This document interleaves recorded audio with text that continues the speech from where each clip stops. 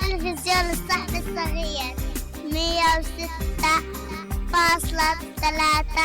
أف أم من غزة. الدنيا أحلى الدنيا أحلى كتير، شو بحب مدرستي شو بحبها كتير كتير.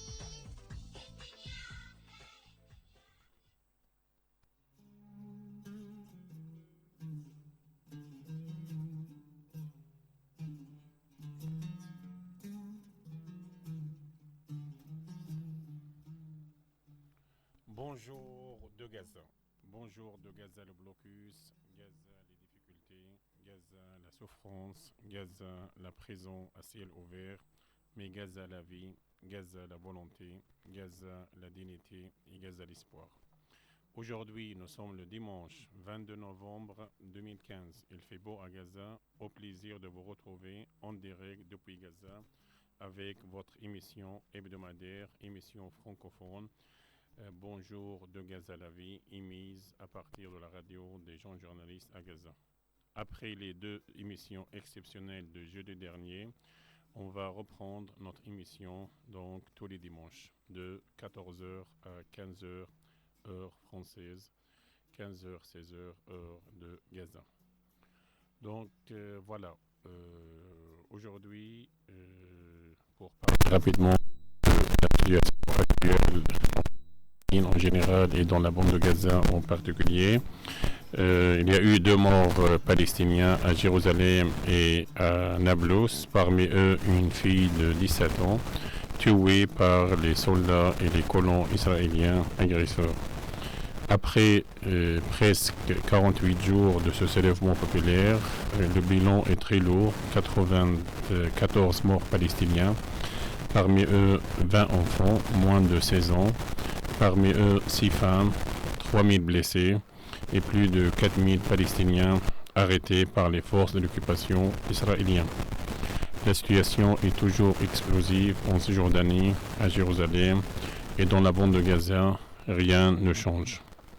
Pour comprendre cette situation, on a le plaisir d'avoir avec nous dans nos studios le journaliste francophone Rami Aboujamous. Bienvenue Rami au studio de Bonjour de Gaza la vie. Donc voilà, aujourd'hui on a décidé pour comprendre la situation, pour échanger sur la situation actuelle dans la bande de Gaza et en particulier et en Cisjordanie et en Palestine en général. On a invité donc M. Rami Aboujamous, c'est un journaliste francophone qui travaille avec plusieurs médias francophones dans la bande de Gaza. Et voilà, avant de commencer de parler de sujet Rami, et comment vous trouvez la reprise de l'émission Bonjour de Gaza? D'abord, merci de m'avoir invité. Je suis content toujours de participer à cette émission.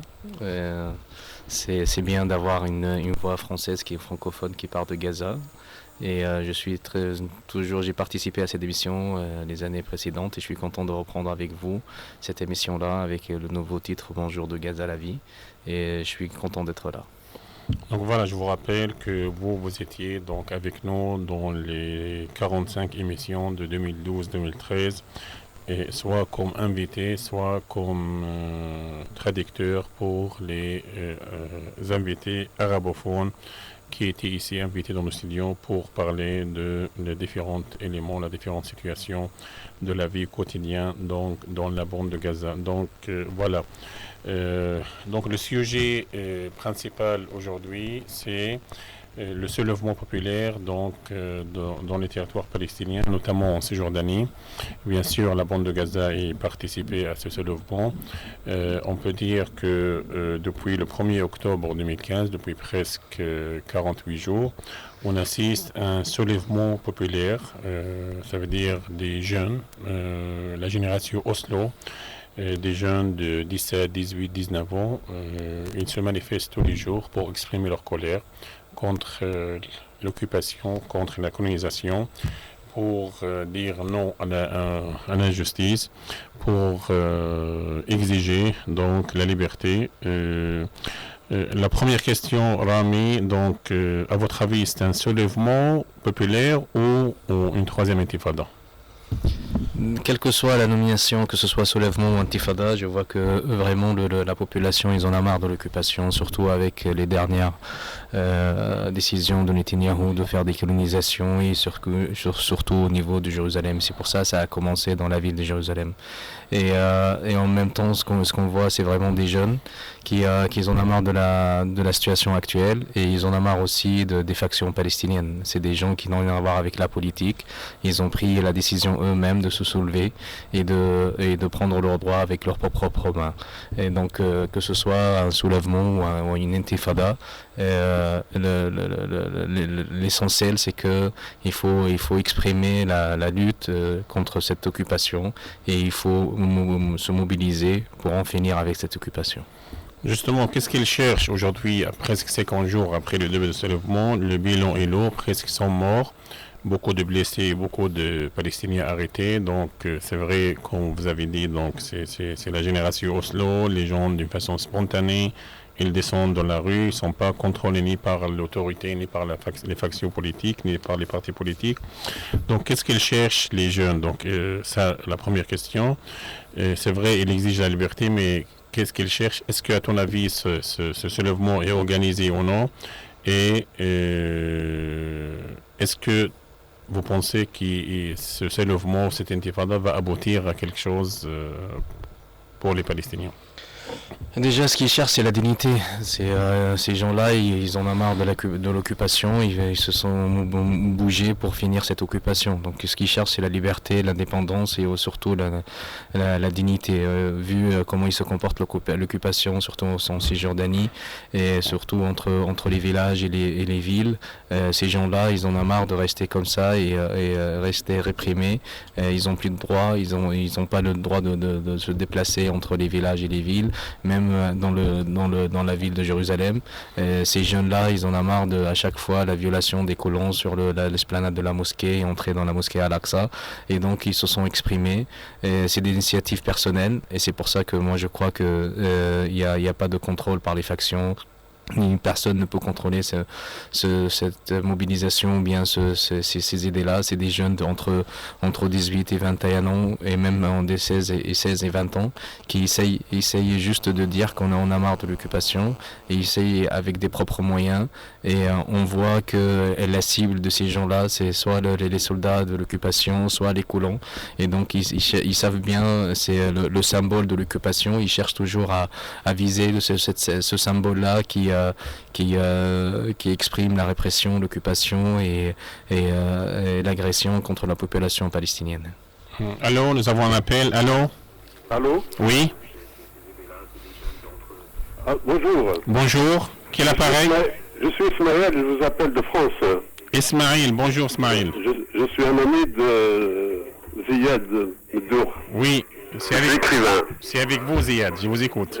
Je l'ai contacté par mail il y a 2 jours, je lui ai dit que j'allais intervenir aujourd'hui. Bonjour Ismaël, ça va? Alors, si c'est possible de lui dire bonjour à la radio. Oui Ismaël, je vous écoute. Il est en train de parler en ce moment? Oui. Oui. Ismaël, je vous écoute.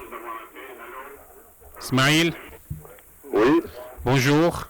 Bonjour. Ça va? Ça va? Donc merci pour votre appel. Donc nous avons le thème aujourd'hui, c'est le soulèvement populaire dans les territoires palestiniens. Donc je suis avec Rami, donc journaliste francophone qui travaille avec les médias français francophones dans la bande de Gaza. Il fait beaucoup d'analyses très intéressantes sur la situation. Est-ce que vous avez une question à poser ou vous voulez participer à cette émission? On vous écoute, Ismaël. Oui. Bonjour, cher Fiad. Bonjour, Ismaël. Comment ça va? Très bien, et vous? Ah, je suis en train de suivre votre... je vous en prie, Ah, vous nous voyez? Oui. Donc, je suis avec Rami, donc journaliste francophone qui travaille. Vous nous voyez, Ismaël? Oui. Dans la bande de Gaza. Il fait beaucoup d'analyses très intéressantes sur la situation. Est-ce que vous avez une question? Vous pouvez nous écouter ou bien nous entendre de votre appareil au lieu de l'ordinateur parce que... Oui, d'abord, c'est pour vous dire que comme je vous l'avais démontré dans plusieurs de nos messages, dans nos échanges, et pour vous témoigner d'abord ma solidarité avec le peuple palestinien. Merci beaucoup, Ismaël. Et surtout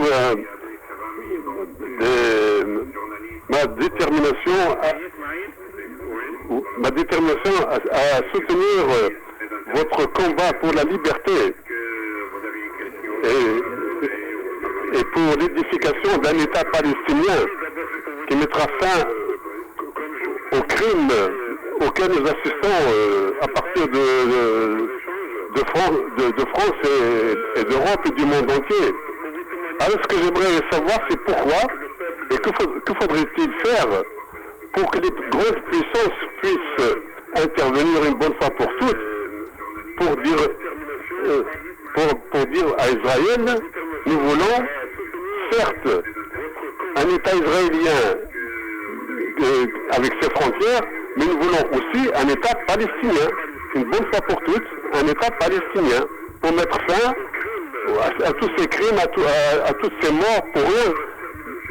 Quand nous voyons des jeunes tomber sous le coup des rafales, on se pose la question, que faudrait-il faire pour voir cesser ces morts inutiles, de jeunes qui nous demandent que la liberté de vivre dans un État qui est le leur. Merci beaucoup, Ismaël. Donc, on va demander à Rami donc, sa réponse. Merci beaucoup, Ismaël, pour votre participation à notre émission, pour vos messages de soutien et de solidarité à Gaza et à la Palestine en général. Et nous sommes tout à fait d'accord avec vous que la liberté viendra un jour grâce au sacrifice des Palestiniens, mais surtout avec l'aide et la solidarité internationale très importante pour nous, les Palestiniens.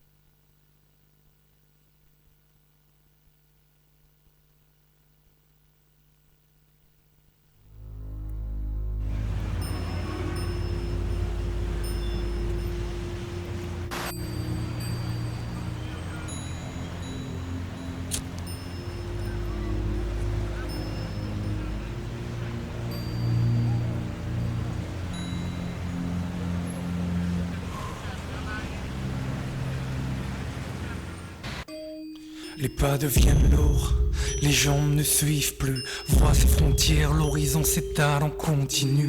Hypocrisie, parle des droits de l'homme à la terrasse d'un yacht sous le soleil de midi. Quelle justice est une purge quand ceux qui exécutent sont aussi avocats et juges. Blâme qui persiste sur cette terre qui t'a vu naître. Vivre est un acte terroriste, mais c'est plus fort que toi. Il y a cette voix dans un coin de la tête du disque qui t'y résiste. Les balles sur toi nous cassent logis. Le renoncement est une mort si amère, plus dure à porter. Voilà, donc bonjour de Gaza à la vie. On était avec Ismaël en direct depuis la France qui a posé la question sur le rôle de la communauté internationale. Donc voilà, Rami, on n'a pas encore fini de votre analyse très intéressante sur le rôle de la jeunesse palestinienne, donc désespérée dans ce mouvement populaire au cette intifada. Donc chacun pourra l'appeler comme il veut, mais l'essentiel qu'il y a une mobilisation, qu'il y a des manifestations, souvent une manifestation reprimée par les forces de l'occupation israélienne et par les colons israéliens agresseurs.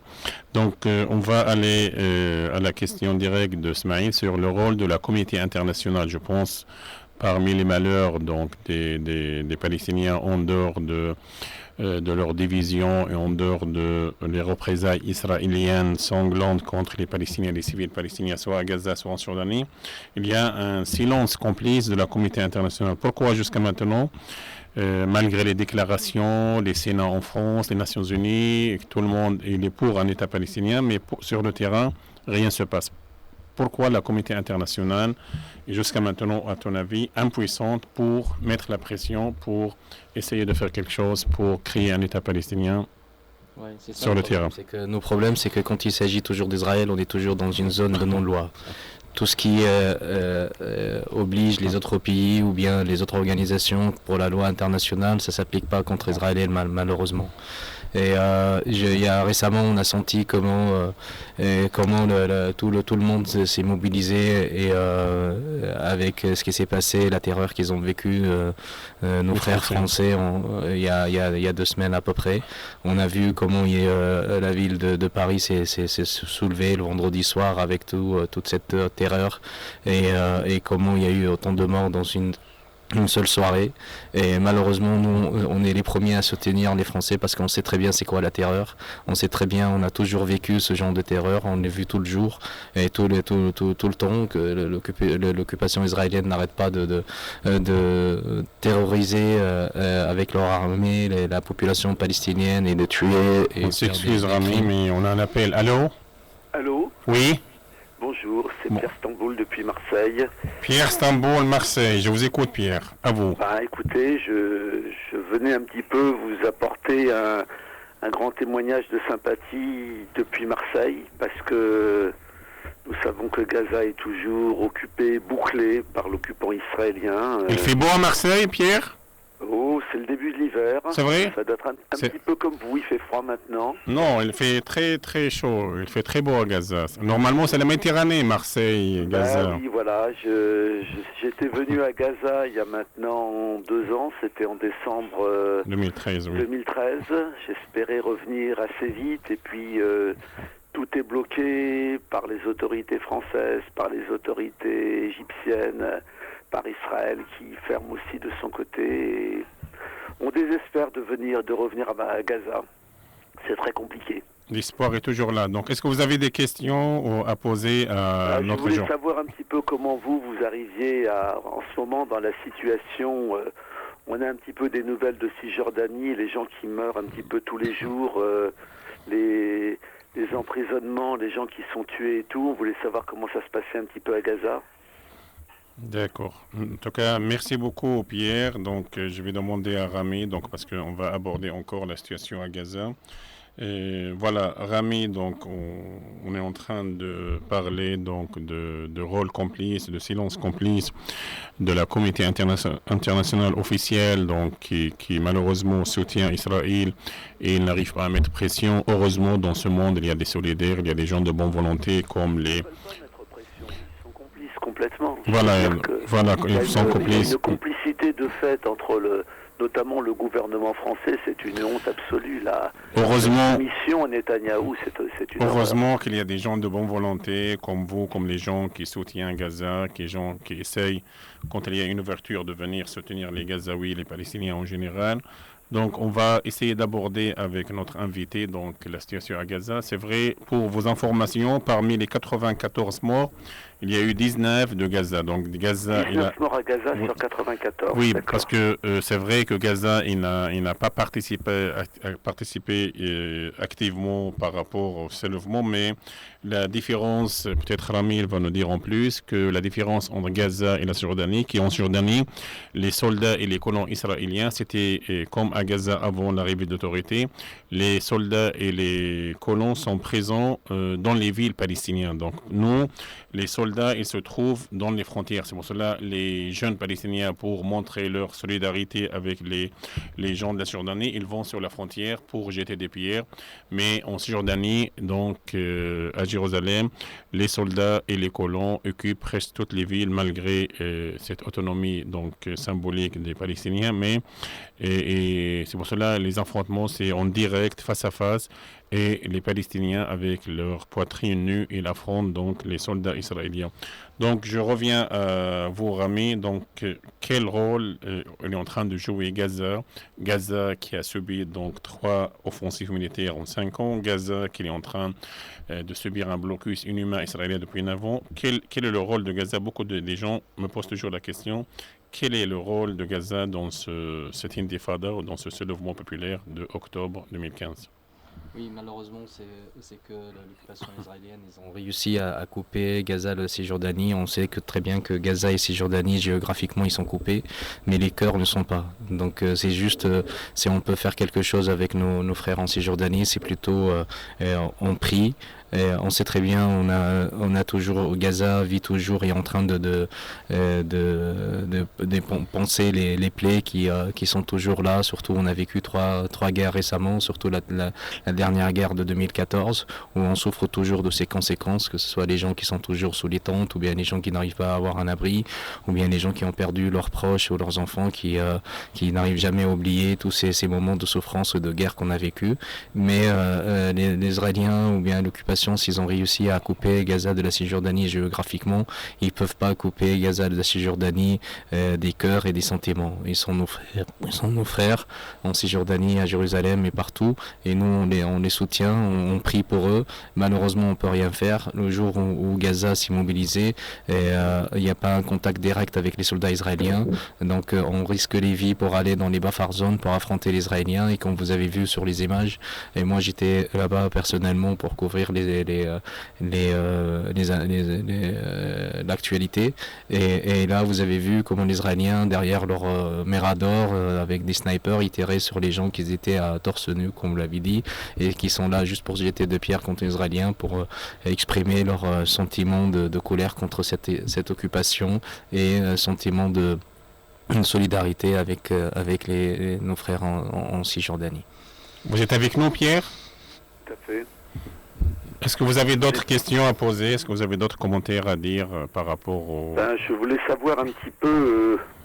oui, j'aurais une question. Il a été un moment évoqué l'idée que le gouvernement d'union nationale palestinien fonctionnerait, puis on voit qu'il ne fonctionne toujours pas. Et comment est vécue cette situation à Gaza? Comment est vécue la division palestinienne, qui pour nous est quelque chose de terrible, parce qu'on aimerait tellement que la Palestine puisse parler d'une seule voix. Comment c'est vécu chez vous? Malheureusement, je pense que la division fait partie des drames des Palestiniens depuis presque 7 ans, donc avec la division, avec les deux gouvernements, un gouvernement à Gaza, un gouvernement en Jordanie. Je pense que ça déchire les cœurs, pas seulement des solidaires, même des Palestiniens. Et on a vu actuellement avec ce lèvement populaire, ça c'est mon propre point de vue, peut-être Rami il va en ajouter encore plus sur cette analyse, mais je pense que l'aspect malheureux que lors des deux précédentes intifadas, la première intifada entre 87 et 94, c'était une intifada non violente, une intifada populaire. Il y avait un consensus national, il n'y avait pas la division. Et je me souvenais à l'époque, quand il y avait une grève à Jenin, était respectée à Rafah, ça veut dire de nord de la Cisjordanie jusqu'à le sud de la Palestine. Donc ça montre un peu, voilà, le choix de forme de résistance était respecté, était donc un choix donc unique par tous les partis politiques, toutes les factions et toute la population et les représentants de la société civile palestinienne. La deuxième intifada de de septembre 2000 jusqu'à 2005, c'était une intifada militaire, c'était une intifada violente avec des attentats. Ça montre un peu le désespoir des Palestiniens, mais malgré ça, il y avait un consensus, donc il n'y avait pas la division. Malheureusement, cette troisième intifada, ou je sais pas, moi je l'appelle un soulèvement populaire parce qu'on n'est pas unifié. Ça montre un peu qu'il y a plusieurs formes de résistance. Par exemple, si on prend l'autorité nationale palestinienne, il laisse les jeunes aller sur les lieux d'affrontement, de combat, mais il n'intervient pas. Mais l'autorité palestinienne, elle est très impliquée dans un processus de paix que jusqu'à maintenant, il n'a pas abouti, il n'a rien abouti. Et l'autorité, elle est la première à savoir que ce processus de paix, c'est une illusion, c'est abouti. Mais malgré ça, elle est très engagée dans un processus de paix. À Gaza, les factions de Gaza, donc ils prennent pour une résistance militaire, mais maintenant, malheureusement, ils respectent une trêve. Souvent, elle n'est pas respectée par les Israéliens, par l'armée israélienne. Je vous rappelle, depuis août 2014, depuis presque 1 an et demi, les Israéliens, ils ont tué plus de 40 Palestiniens de Gaza. et les Palestiniens, ils ont tué, ils n'ont même pas blessé un Palestinien, donc un Israélien, pardon. Ça montre un peu que les factions de Gaza respectent les trêves, mais jamais l'armée israélienne qui continue à tirer sur les paysans et dans les zones tampons, continue à tirer sur les pêcheurs dont la marine israélienne présente tire toujours, ouvre le feu contre les pêcheurs palestiniens. Donc il y a des incursions, il y a des bombardeaux sauvants israéliens. Donc le problème, comme elle a dit Rami, que c'est vrai, Israël elle a réussi à faire une double séparation, une séparation géographique entre Gaza et la Cisjordanie et surtout une séparation politique parce que Gaza, malheureusement, il ne peut pas participer pour des raisons plus ou moins logistiques et des raisons politiques à ce soulèvement populaire parce qu'il n'y a pas des soldats, il n'y a pas des colons directs parce qu'il faut aller sur les zones frontalières et les Israéliens et les snipers israéliens derrière leurs miradeurs, ils peuvent tirer. C'est pour cela qu'il y a 19 morts palestiniens. En Cisjordanie, c'était un soulèvement spontané de la part de la jeunesse palestinienne loin des politiques. Je pense que les Gazaouis, vraiment, dans leurs sentiments, ils sont très malheureux parce que il ne faut pas oublier que la première intifada elle a été déclenchée à Gaza. Deuxième intifada, c'est Gaza. C'est toujours Gaza, c'est le moteur de ce soulèvement parce que dans le désespoir total, dans le chômage, la situation économique, c'est toujours les Gazaouis qui sont révolutionnaires, sans oublier donc la volonté et la souffrance des Palestiniens en Cisjordanie, mais c'est toujours Gaza qui essaye parce que Gaza, depuis longtemps, il vit vraiment une souffrance affreuse et il vit une situation donc terrible sur tous les niveaux. Donc voilà, c'est à toi Rami, donc pour répondre directement. Comment Gaza donc il vit donc ce soulèvement populaire et tu as dit, toi, comme journaliste, tu travailles avec des médias français, tu es allé plusieurs fois sur les lieux d'affrontement. En dehors de ça, la population gazaouite, tu ne penses pas qu'elle est malheureuse parce qu'elle n'arrive pas à participer, à soutenir? Il ne faut pas oublier que dans les 3 derniers offensifs, on était très soutenus par les gens de la Cisjordanie à travers leurs appels, à travers leur convoi humanitaire à Gaza, mais je pense Gaza se blocus, Gaza la souffrance, Gaza la prison à ciel ouvert. Il veut vraiment y participer, mais jusqu'à maintenant, je pense qu'ils n'ont pas beaucoup de marge de manœuvre pour montrer vraiment une participation contre l'occupation, contre la colonisation et contre l'injustice surtout. Oui, je voulais juste ajouter un point à ce qu'a dit Pierre. Oui, justement, ce qui se passe aujourd'hui entre Gaza et Cisjordanie, c'est honteux au niveau au niveau politique. La division qu'on voit actuellement, ça va être vraiment un point noir dans l'histoire des Palestiniens et la lutte palestinienne, malheureusement. Le problème, c'est qu'on a 2 agendas en Cisjordanie qui parlent de processus de paix et négociation, et un autre agenda ici, c'est plutôt la résistance. Mais malheureusement, ces 2-là, ça marche pas chacun tout seul. Il faut avoir une union, avoir quelqu'un qui est sur la table pour négocier et quelqu'un qui est derrière sa calage pour lutter. Séparer ces 2-là, ça marche pas. La lutte armée elle-même, ça peut rien aboutir s'il n'y a pas de négociation. Et les négociations sans avoir des points forts et quelque chose sur le terrain, on peut pas y arriver. On est toujours dans le côté des plus faibles. Malheureusement, il faut le dire, et il faut dire que ce qui se passe est vraiment honteux concernant les Palestiniens. Si on va revenir à ce qui est les sentiments des Gazaouis en général, oui, il y a toujours ce sentiment de frustration qu'ils peuvent rien faire actuellement pour soutenir nos frères en Cisjordanie, à part les prières, la solidarité, et à part ça, ils peuvent rien faire. Ils ont essayé plusieurs fois d'aller dans les Bas-Farson pour montrer leur colère contre les Israéliens, mais malheureusement, dans la journée de vendredi, le premier vendredi d'octobre, il y a eu 10 morts en une seule journée. C'est vrai que maintenant, presque tous les vendredis et les soirs, il y a toujours des affrontements entre les jeunes Palestiniens qui essayent de jeter des pierres contre les miradors. C'est vrai que ça sert à rien du tout, mais c'est juste un symbole de solidarité qui exprime vraiment la colère des Palestiniens ici à Gaza, qui veulent soutenir nos frères en Cisjordanie. Et justement, je vais lui ajouter un point, c'est que ce qui se passe aujourd'hui, on parle de soulèvement ou bien cette mobilisation des jeunes, c'est aussi la frustration de deux partis politiques, le parti du Fatah et le parti de Hamas, qui sont pas unis et c'est la population malheureusement qui paye la facture. Ces gens-là, ils se sont mobilisés pour dire voilà, on a marre de ces factions, on a marre de la politique, nous on peut avoir notre droit, il y a personne qui peut parler de notre souffrance, on va nous-mêmes se mobiliser et ce qu'on voit, c'est vraiment des initiatives personnelles. C'est quelqu'un s'est décidé d'aller attaquer un soldat israélien parce que le soldat israélien c'est le symbole de cette occupation et c'est lui qui gâche la vie des Palestiniens en Cisjordanie. Et ils attendent rien des leaders palestiniens, que ce soit à Gaza ou en Cisjordanie, mais plutôt ils essayent de dire que voilà, on a marre de la politique, on a marre des politiques de nos chefs palestiniens. Ce qu'on veut, c'est nos droits, c'est la liberté, c'est l'indépendance et on va l'avoir nous-mêmes avec nos propres mains. Voilà, en tout cas, merci beaucoup Pierre pour votre appel. Donc voilà, on va faire une pause et comme ça pour laisser les autres personnes. En tout cas, on va vous inviter un jour. Sans problème. Parce que vous êtes très solidaires, mobilisés et encore, je sais que vos activités, donc vos conférences, vos livres et votre engagement à l'Union française juive pour la paix. Donc on va vous inviter donc dans notre émission spéciale pour parler. Très bientôt en Palestine. Et vous voir, on a l'espoir, on le garde. Vous seriez le bienvenu. En tout cas, merci beaucoup Pierre Stamboul de Marseille et à la prochaine. À la prochaine. Donc voilà, on va prendre une pause et on va reprendre après.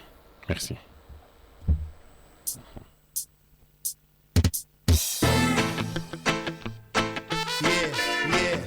On dédie cette chanson à Palestine. C'est une chanson pour tous les cœurs qui crient Palestine. C'est une chanson d'espoir, Ya Allah ya Karim. C'est une chanson d'un enfant qui pleure Palestine. C'est une chanson pour une femme qui meurt dans le nuit. C'est une chanson pour un homme qui cherche le spleen. C'est une chanson pour un cœur qui crie Palestine. حبك ساكن في قلبي قلبي عليك حزين والروح عليك تغني والدمعة تملى العين حبك ساكن في قلبي وقلبي عليك حزين والروح عليك تغني والدمعة تملى العين.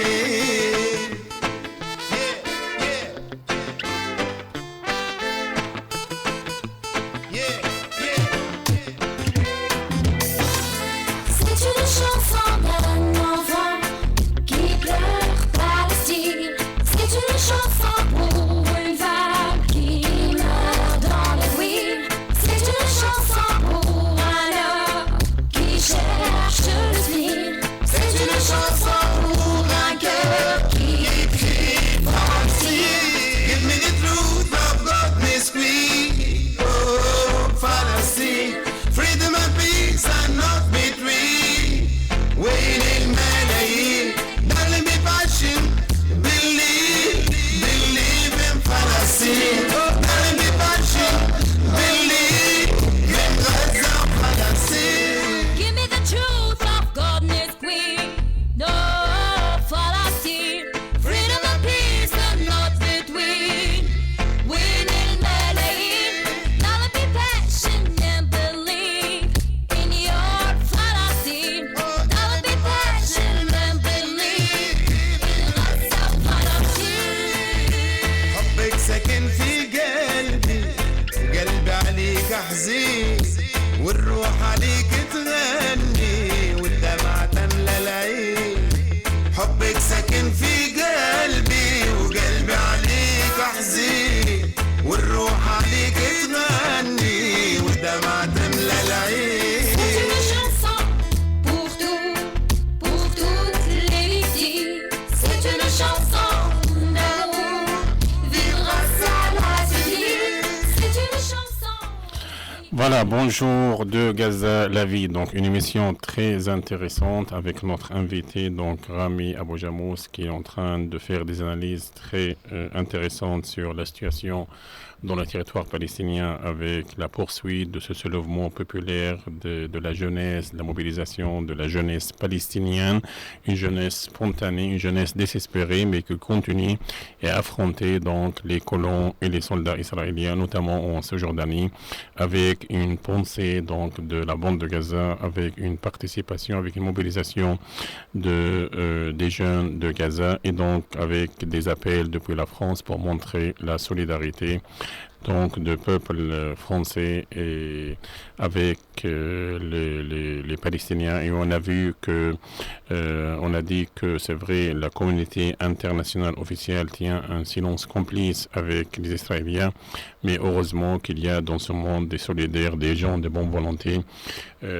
qui essayent de participer à travers beaucoup d'actions, soit en Palestine, soit en France et dans beaucoup de pays, pour exprimer leur solidarité avec les Palestiniens dans leur lutte pour la dignité, pour la liberté et pour l'indépendance.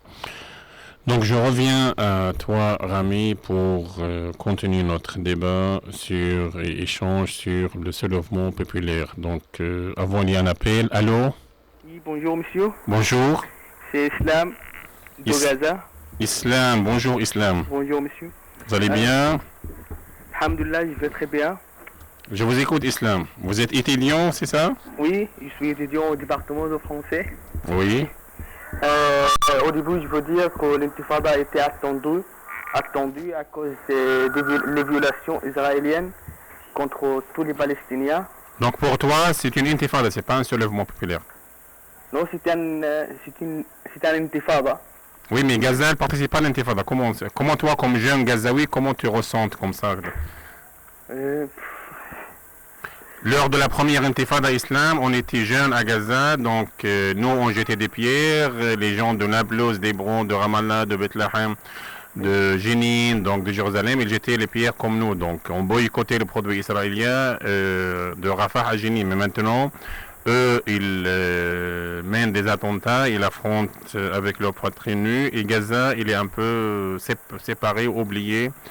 Donc, oui, je t'écoute, Islam, ton avis. Oui. Donc l'intifada a commencé individuellement et puis il est devenu populaire, ce qui augmente sa force et sa tension. En tout cas, notre but, c'est transmettre le message de notre peuple palestinien en revendiquant notre liberté. Et qu'est-ce qu'ils cherchent aujourd'hui, les jeunes Palestiniens, Islam, toi qui aimes, qu'est-ce qu'ils cherchent aujourd'hui à travers ce soulèvement? Envoyer un message au monde entier et voilà. Oui, il diffuse un message très fort au monde entier, c'est qu'on nous demande notre liberté. Est-ce que tu as une question à poser à Rami dans le studio, Islam? Oui, la question c'est quels sont les résultats attendus à l'avenir, surtout pour la bande de Gaza? Tu as entendu la question? Ça veut dire les résultats quoi? Tu parles de perspectives ou tu parles des résultats? Les résultats de cette intifada, c'est ça? Oui. Ça veut dire les conséquences de cette intifada sur la population de Gaza, oui, c'est ça? Oui, bien sûr. D'accord, merci beaucoup. Donc tu nous écoutes, tu vois l'émission en direct par internet ou tu écoutes par radio? Oui, par internet, oui. Très bien, donc voilà, tu écoutes maintenant la réponse de Rami sur ta question. D'accord, merci. Merci pour l'appel, Islam. Merci. Oui, Rami, tu as entendu la question? Oui, bien sûr. Normalement, quand il y a un soulèvement intifada, il ne faut pas attendre vraiment les résultats tout de suite. Mais c'est juste une façon d'exprimer la colère et exprimer que le peuple palestinien a besoin d'être libre et a besoin de l'indépendance et de la liberté. Et donc, ce soulèvement, on ne sait pas comment ça va durer et combien de temps ça va durer. Surtout que c'est que des initiatives personnelles. Et donc, on ne sait pas. Mais en tout cas, c'est juste cette façon de s'exprimer cette colère et demander et revendiquer cette libération, la libération de la Palestine, ça peut continuer jusqu'au bout et avoir la liberté à la fin. Tant qu'il y a occupation, tant qu'il y a une lutte, et l'histoire a bien prouvé qu'il n'y a qu'une occupation qui dure longtemps, bien qui est durée pour la vie.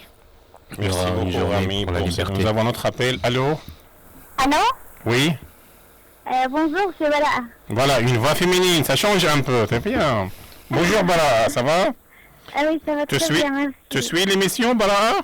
Ah oui, je vous suis très bien. Via la radio ou via Internet? Via Internet, heureusement je suis gâtée. Donc vous nous voyez? Bon. Ah oui, d'abord très ravie de pouvoir participer et de vous avoir vu tous les deux. J'aimerais vraiment remercier Rami, c'est plus jeune que moi, c'est ça? Rami pour d'avoir couvert l'actualité sur ton séjourné. Déjà, vous êtes allé, M. Rami, en Cisjordanie? Non, malheureusement, je ne peux pas y aller en Cisjordanie. Allô? Oui, voilà, on t'écoute. Est-ce que tu as une question à poser à notre invité, Rami? Je voulais juste savoir si M. Rami est allé en Cisjordanie pour savoir comment les actions se passent là-bas. Non, malheureusement, j'ai pas pu se déplacer pour aller en Cisjordanie. Je voulais vous demander, à votre avis, est-ce que la situation là-bas s'empire ou on peut arriver à la situation en général, parce que c'est très malheureux ce qui se passe en Cisjordanie.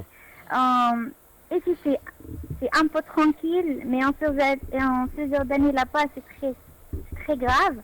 Alors, je voulais juste dire aussi que vous aviez raison lorsque vous avez dit qu'en Cisjordanie, c'est nos frères. C'est vraiment nos frères parce que, en fait, c'est grâce au département. Moi, j'ai fait connaissance pas mal d'amis en Cisjordanie. Alors, je suis plus informée à Gaza. Je voulais juste assurer la situation et connaître et savoir où on peut arriver là-bas. C'est juste. Voilà, une question, voilà, comme jeune fille, comment toi tu vois les choses? Est-ce que d'abord, première question, tu penses que c'est un soulèvement populaire ou c'est une troisième intifada pour toi comme jeune palestinienne? Non, ça c'est une question très importante parce que les actions, c'est elles qui indiquent et qui disent est-ce qu'on est dans une troisième intifada ou dans un soulèvement. Alors, c'est juste, ce sont juste des réactions populaires qui sortent de volonté et des intérêts du peuple. Alors, vu qu'on voit rien de la part du gouvernement, personne ne bouge que le peuple. Alors, on peut dire que c'est pas une vraie intifada parce qu'une intifada, jusqu'à maintenant, ça dure. Alors, ça va durer combien, on ne sait rien. Alors, je ne sais pas vraiment quoi dire exactement comment décrire la situation, mais je soutiens vraiment de tout mon corps nos frères en Cisjordanie, que Dieu les vienne en aide. Et quelle est la réaction vraiment des jeunes de Gaza, étudiants ailleurs, les jeunes qui voient par exemple toujours sur l'écran de télé, à travers les réseaux sociaux, et ces jeunes filles donc mortes oui. Ou des jeunes garçons qui sont morts, oui. Ah oui, d'abord je voudrais parler en tant qu'étudiante au département. Alors ce fait me pousse et m'encourage beaucoup à écrire en tant qu'étudiante. Alors je peux rien faire, ni sortir, ni dépasser les frontières pour aller attaquer les autres, pour attaquer l'occupation israélienne. Alors, je pense que nous... Tu es pacifiste donc, là-bas. Comment? Tu es pacifiste. Oui. Alors, je peux rien faire. Alors, ça, c'est une réalité quand même. On ne peut pas le nier. Alors, je pense qu'à partir de notre soutien, nous, à Gaza, à partir de notre soutien, à partir de nos écrits, surtout sur Facebook, on peut les soutenir. Alors, je parle d'un point de vue réel. Alors, donc voilà, toi tu utilises la culture, l'éducation, les écrits, les témoignages. Ça c'est important. Ça c'est important pour montrer au monde entier, notamment toi tu utilises beaucoup la langue française. Donc en tout cas, merci beaucoup Bala. On va t'inviter un jour au studio pour parler un peu de cette réaction des jeunes. Merci beaucoup. Au revoir.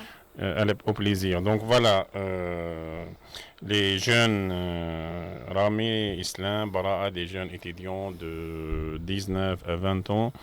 Comme tu as dit, c'est la frustration totale de la jeunesse gazaouite, mais ils n'ont pas les moyens d'aller sur les frontières, mais ils soutiennent. Ils soutiennent par les appels, par l'amitié, par la sympathie, par les témoignages, par l'écrit.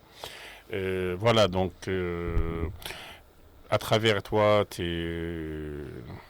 différents déplacements sur les frontières pour accompagner les journalistes français, pour montrer la réalité telle qu'elle est, comment tu trouves, toi, la réaction de la jeunesse gazaouite? Est-ce que ça suffit d'écrire, de témoigner, ils ne peuvent pas se manifester? Donc voilà, comment tu trouves, toi, la réaction des jeunes palestiniens, surtout dans la bande de Gaza?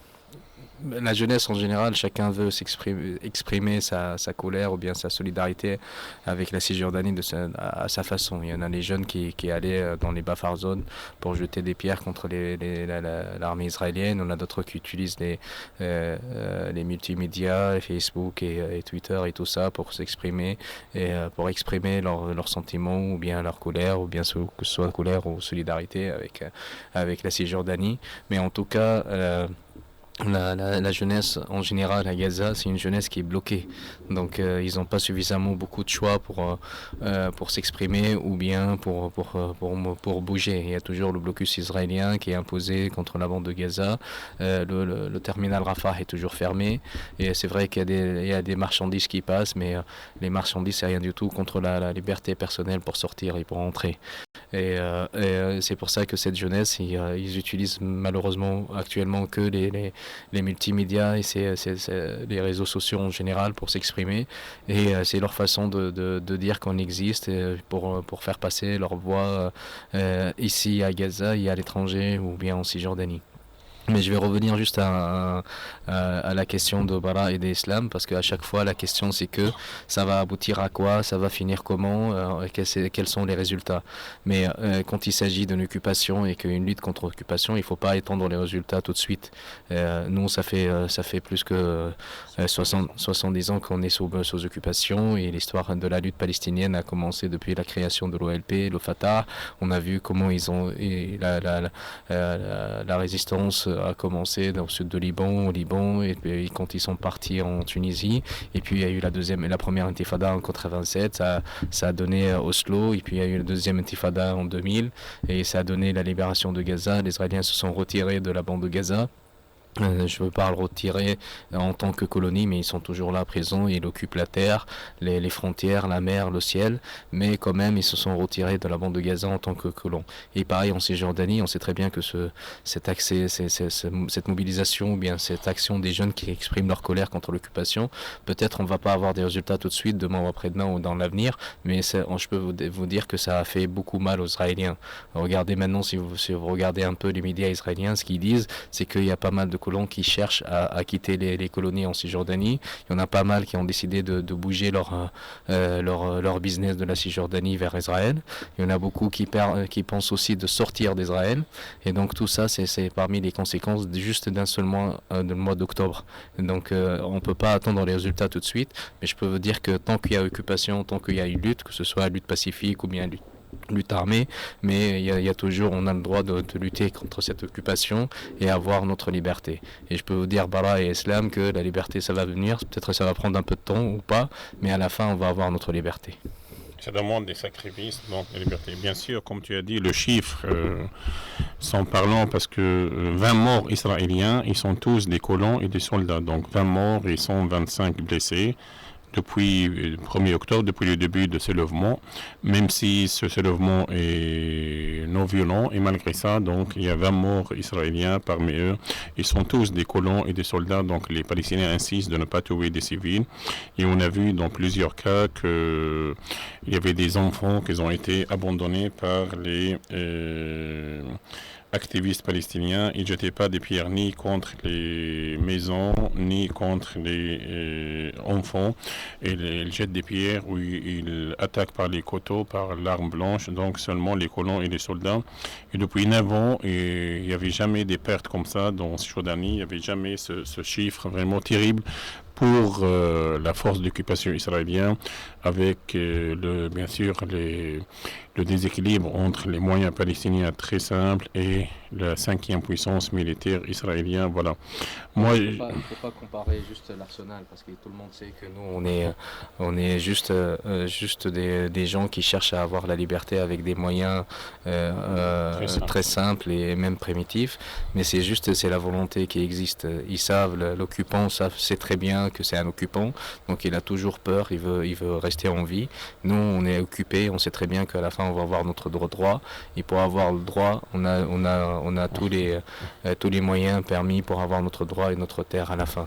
C'est juste la question qui fait peur, ou l'inquiétude, c'est que cette mobilisation, ou bien tous ces résultats, si on peut dire, qui se passent en Cisjordanie, qu'il n'y a pas une partie ou un gouvernement qui peut profiter de cette situation et revendiquer des droits et revenir, que ce soit par les négociations ou bien en essayant d'imposer des ordres de rétablir un peu l'accord d'Oslo, ou bien changer cet accord-là et avoir plus de droits et surtout déclarer l'État palestinien en Cisjordanie, bande de Gaza et Jérusalem comme capitale. Malheureusement, avec la division qui existe maintenant, il n'y a pas quelqu'un qui peut profiter de cette situation. Au contraire, on voit tout le temps ce problème entre Gaza et les Cisjordaniens, les deux leaders de Fatah et du Hamas qui existent entre les deux, qui existent entre les deux. Et c'est pour ça, ce qui m'inquiète, c'est que tout ce résultat et ces sacrifices de ce soulèvement ou bien de cette mobilisation qui va partir en l'air si on ne trouve pas à comment utiliser ces progrès sur le terrain. Justement, il nous reste seulement 4 minutes, donc j'ai 2 petites questions à la fin. Toi qui travailles avec les médias français francophones, quel est le regard des médias francophones à ce soulèvement populaire? Donc rapidement en 2 minutes, parce qu'il reste la dernière question. Oui, c'est pas juste un regard. Les journalistes, quand ils viennent ici à Gaza ou en Cisjordanie, c'est pour couvrir ce qui se passe. Mais ce qui étonne les journalistes en général, c'est qu'il y a un vrai soulèvement, pas au niveau juste de ce qui se passe, mais aussi dans la personnalité des Palestiniens. Maintenant, les Palestiniens, ils sont vraiment, ils insistent à avoir leur liberté, et surtout, ils croyaient que la génération d'Oslo, c'est une génération de normalisation et qu'ils n'ont pas la culture de la lutte contre l'occupant. Mais tout ça, ça a changé et que voilà, c'est justement cette génération-là, c'est la génération d'Oslo qui lutte maintenant contre l'occupation avec des initiatives personnelles, que ce soit par les réseaux sociaux ou bien par se mobiliser eux-mêmes en utilisant l'arme blanche pour attaquer les colons et les soldats israéliens. Dernière question, c'est le rôle des partis politiques palestiniens dans ce soulèvement, soit à Gaza, soit en Jordanie. Malheureusement, il y a la division, c'est la réalité, c'est fait partie des drames, des malheurs des Palestiniens. Ils ne sont pas unifiés et ils ne sont pas mis d'accord sur la forme unique d'une résistance contre l'occupation. Nous sommes occupés, tout peuple occupé a le droit de résister par toutes les formes. Mais jusqu'à maintenant, les Palestiniens, à part la première et deuxième intifada, maintenant ils sont divisés. Et en Palestine, il y a 4 formes de résistance: négociation politique, lutte armée, résistance par la non-violence, résistance sur la terre, l'attachement à la terre. Mais depuis 50 jours, comment tu qualifies la réaction des partis politiques? D'abord, est-ce qu'ils ont essayé de faire une récupération, manipulation de ce soulèvement? Ou, comme tu as dit, ils n'ont pas profité pour avancer? Parce que je pense que les partis, l'autorité en question, ils ont beaucoup de marge de manœuvre, des moyens pour, voilà, comme l'autorité pourra déclarer sur le terrain. Mais jusqu'à maintenant, on laisse la jeunesse, comme ça depuis 50 jours, on laisse la jeunesse soit à Gaza, soit en Cisjordanie, aille sur le terrain, faire leur mobilisation, leur action sur le terrain. Mais jusqu'à maintenant, on ne comprend pas qu'est-ce qu'ils cherchent, les partis. Est-ce qu'ils cherchent la manipulation, la récupération? Qu'est-ce qu'ils cherchent et pourquoi on n'a pas vu vraiment un contrôle de ces partis sur cette jeunesse déterminée? Malheureusement, c'est que le but des factions, c'est toujours le profit personnel. Donc au début de ce soulèvement ou bien cette mobilisation des jeunes, tout le monde voulait mettre la main sur ce soulèvement ou bien cette intifada, en disant que le but de cette intifada, c'est plutôt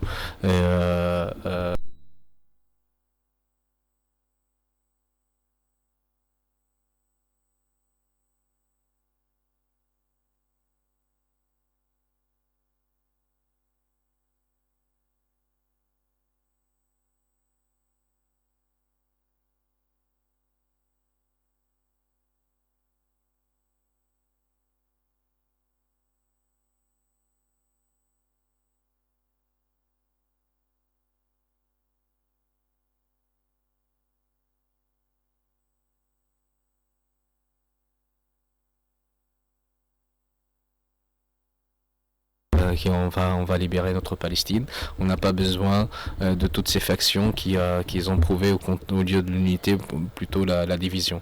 Et c'est pour ça que les gens, il faut prendre ce message-là, c'est pas que un message de soulèvement contre l'occupation, mais aussi un soulèvement contre les partis politiques en Palestine, et que ces gens-là doivent comprendre que la population a besoin de l'union et pas la division, et qu'il y a c'est le moment ou jamais pour s'y unir et pour revendiquer nos droits et avoir un bon négociateur et un bon résistant, parce qu'un bon négociateur tout seul ça marche pas, et un bon résistant ça marche pas.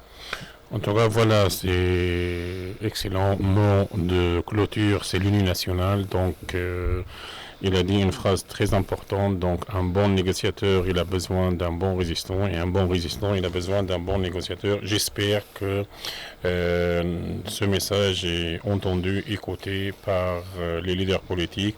Et on souhaite donc bonne continuation à cette jeunesse pour la réalisation de leurs projets, notamment leur projet de liberté, à travers ces actions, à travers ce soulèvement populaire. On espère donc arriver à l'Union nationale palestinienne. En tout cas, merci beaucoup Rami d'être avec nous, c'était très intéressant.